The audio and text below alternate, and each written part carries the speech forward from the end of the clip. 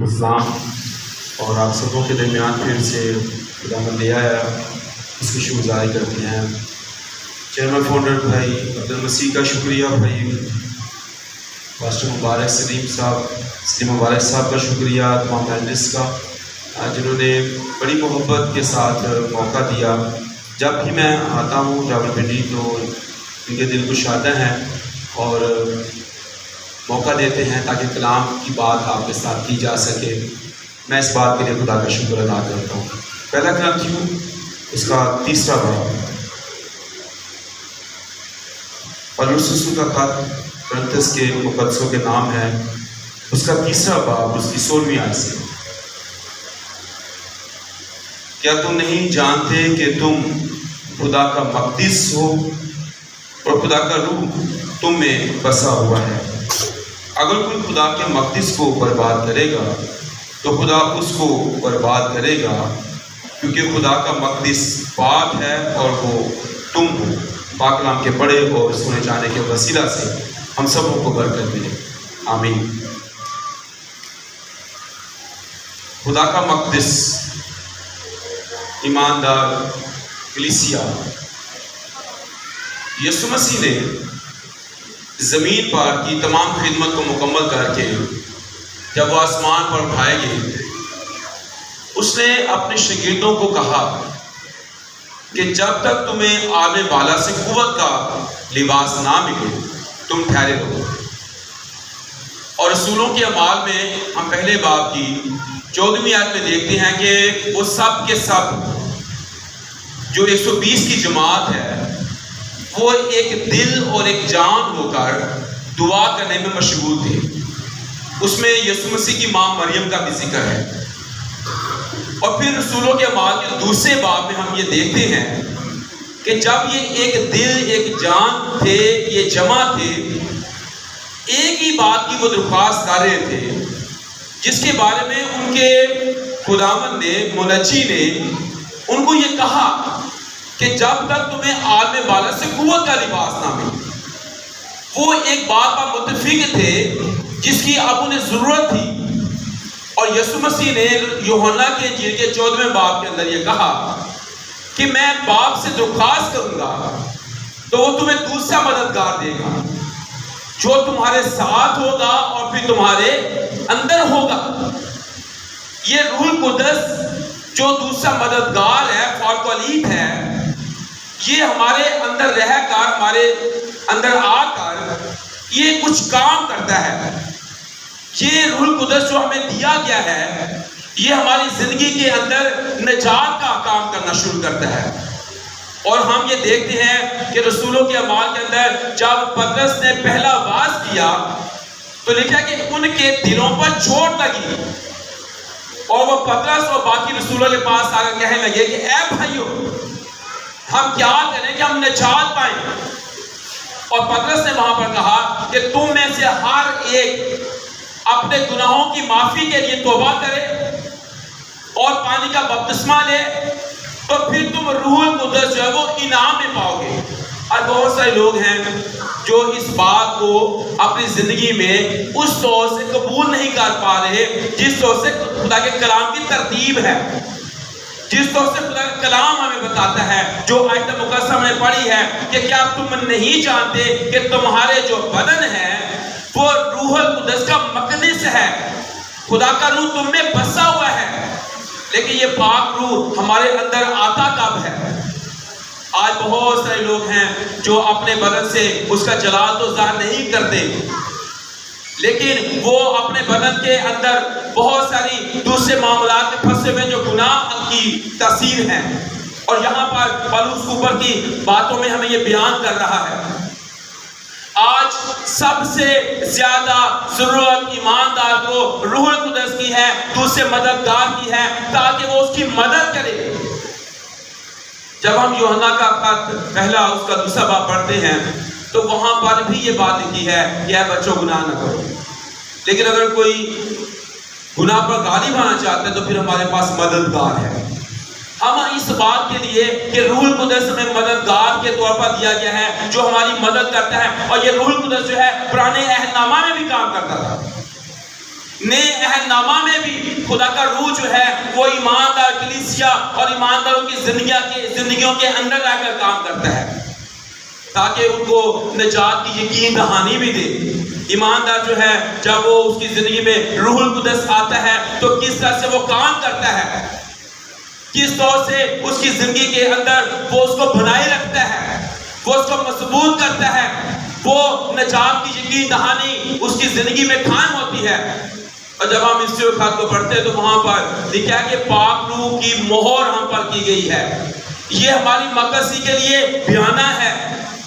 روح القدس جو ایماندار کو دیا گیا ہے یہ اس کی نجات پر مہر کر دی گئی ہے۔ یہ آسمانی بخشش اور آسمانی ملکیت کا بیانہ دیا گیا ہے۔ ابھی یہ صرف بیانہ ہے، ابھی پوری برکت تو آسمان پر ایمانداروں کو ملنے والی ہے جہاں پر خداوند ان کو لے کر جانے والا ہے۔ تو میرے عزیزو، خدا کے کلام میں یسوع مسیح نے اپنے رسولوں کو یہ کہا کہ میں باپ سے درخواست کروں گا، وہ تمہیں دوسرا مددگار دے گا۔ اچھا، روح القدس ہمیں باتیں یاد بھی دلاتا ہے اور سکھاتا بھی ہے۔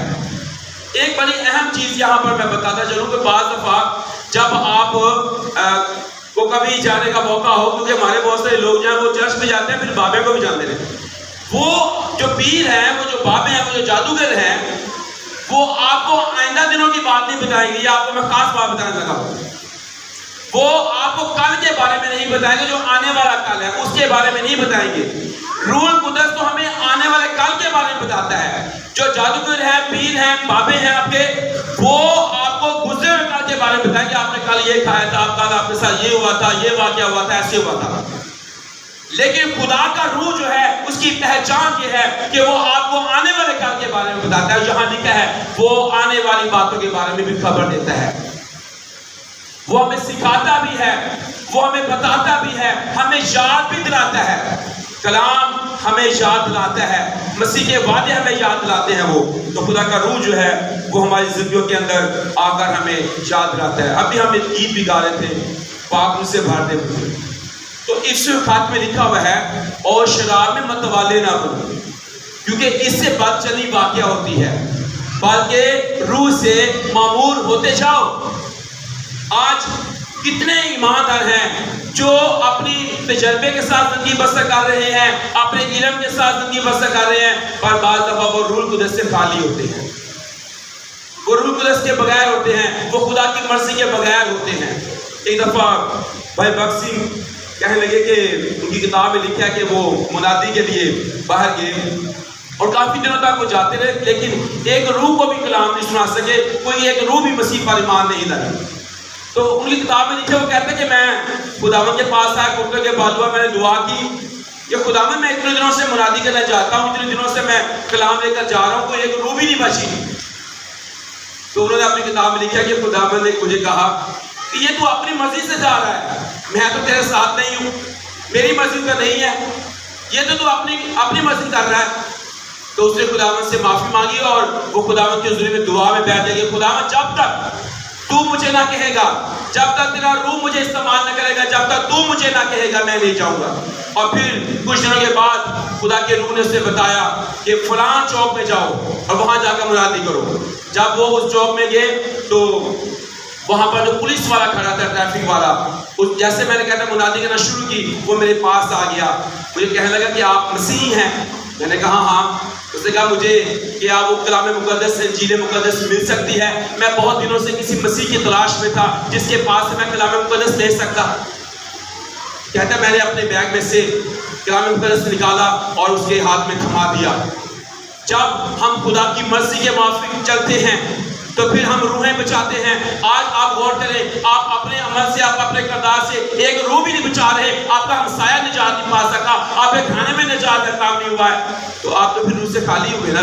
ابھی تک آپ کے اندر وہ پاک روح کا جو انعام ہے جس کے بارے میں لکھا ہے کہ تم گناہوں کی معافی کے توبہ کرو، بپتسمہ لو، تو روح القدس کے نام میں پاؤ گے۔ اس روح کی معمولی کی ہمیں ضرورت رہتی ہے، لیکن آج بہت سارے لوگ جو ہیں وہ اس بات کو اس طرح سمجھنا چاہتے ہیں کہ اگر وہ غیر زبانوں کے چند الفاظ وہ بولتے ہیں تو وہ یہ ظاہر کرتے ہیں کہ یہ روح القدس سے معمور ہیں۔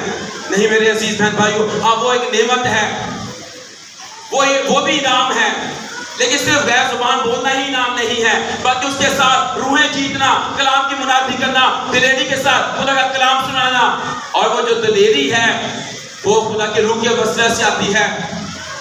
وہ جو گواہی دینے کی تحریک ہے وہ پاک روح ہمیں دیتا ہے، کیونکہ کلام میں لکھا ہے کہ بولنے والے تم نہیں بلکہ میرے باپ کا روح ہے. اور اس وقت تمہیں کیا بولنا ہے تمہیں بتا دیا جائے گا، کس طرح بولنا ہے تمہیں سکھا دیا جائے گا. تو جب ہم رسولوں کے بعد اس کے پہلا باب اس کی 8 آیت پڑھتے ہیں تو وہاں پر لکھا ہے بس تم جا کر ساری دنیا کے اندر جا کر منادی کرو، یہودیہ میں، سامریہ میں، یروشلم کے سے لے کر تمام دنیا کے اندر چلے جاؤ اور منادی کرو اور تمہیں روح القدس کی قوت ملے گی. آج بہت سارے ایماندار روح القدس کی قوت کے بغیر کام کر رہے ہیں، تجربے کے ساتھ. آج سڑا بڑا تجربہ ہے، لیکن انہیں خداوند کے حضوری میں ٹھہرنے کی ضرورت ہے. جب تک تمہیں آدمی بالا سے قوت کا لباس نہ ملے ٹھہر جاؤ. ابھی گیت گا رہے تھے کہ روح سے بھر دے مجھے، تو پھر بھرنے کے لیے پہلے ہمیں خداوند کے پاس آنے کی بھی ضرورت ہوتی ہے. تو یہاں پر ہم نے جو حوالہ پڑھا ہے کہ کیا تم نہیں جانتے کہ تمہارے بدن روح القدس کا مقدس ہے، خدا کا روح تم میں بسا ہوا ہے. ہمیں روح القدس کی معموری کی ضرورت ہے. ابتدائی کلیسیا ایماندار جو روح سے معمور تھے وہ اپنی جائیدادیں بھی بیچتے تھے، ان میں کوئی محتاج نہیں تھا. وجہ کیا تھی کہ وہ حقیقی طور پر روح سے معمور تھے. انہیں محسوس نہیں ہوتا تھا کہ اتنی مہنگی جائیداد ہے، اتنا بڑا کھیت میں نے خداوند کے لیے دے دیا ہے، اتنی بڑی بلڈنگ میں نے خداوند کے لیے دے دی ہے. آج تو بہت سارے ایماندار ایک وقت کی کسی بھی ضرورت کے لیے وہ پہلے سوچتے ہیں کہ یہ میں خداوند کے لیے کروں گا تو اس میں میرا کتنا لاس ہو جائے گا، یہ میں خداوند کو کیوں کر دے دوں. اور وہ ظاہر یہ کرتا ہے کہ میں ہوں روح سے معمور. لیکن بہت دفعہ ایماندار سمجھتا ہے کہ میں روح سے معمور ہوں، لیکن وہ بہت زیادہ جب گناہ میں گر جاتا ہے تو ہمیں یہاں پر سمسون کی حالت نظر آتی ہے جو قضات کی کتاب کے 20ویں باب میں لکھا ہے. لکھا ہے کہ اس سے معلوم نہ ہوا جب وہ گناہ میں گرا ہوا تھا، جب وہ بدنی طور پر کمزور ہو چکا تھا، خدا کا روح سے جدا ہو گیا، اور کلام میں لکھا ہے اسے پتہ بھی نہ چلا، اسے معلوم بھی نہ ہوا کہ خدا کا روح سے کیا ہو چکا ہے، اس سے جدا ہو چکا ہے. ایماندار جب نافرمانی کرتا ہے، ایماندار جب گناہ میں پڑ جاتا ہے، ایماندار جب سمجھتا ہے کہ میں پہلے کی طرح اپنے آپ کو جھٹکوں گا، ہیلیلویا کے نعرے لگاؤں گا، میں ادھر بازو کو گھماؤں گا، میں یوں کروں گا، میں وہ کروں گا، لیکن کلام میں لکھا اسے پتہ بھی نہ چلا کہ خدا کا اس سے جدا ہو گیا ہے. اسی طرح ہم سول بادشاہ کے بارے میں جو اسرائیل کا پہلا بادشاہ ہے دیکھتے ہیں. خدا کلام میں لکھا ہے کہ خدا کا روح سے جدا ہو گیا اور اسے ایک خدا کا روح سے جدا ہوا اور خدا کی طرف سے بری روح سے ستانے لگا. آج بہت دفعہ ایماندار کی زندگی میں خدا کا روح جو ہے وہ اس سے جدا ہو چکا ہے، وہ اس کی زندگی میں نہیں ہے.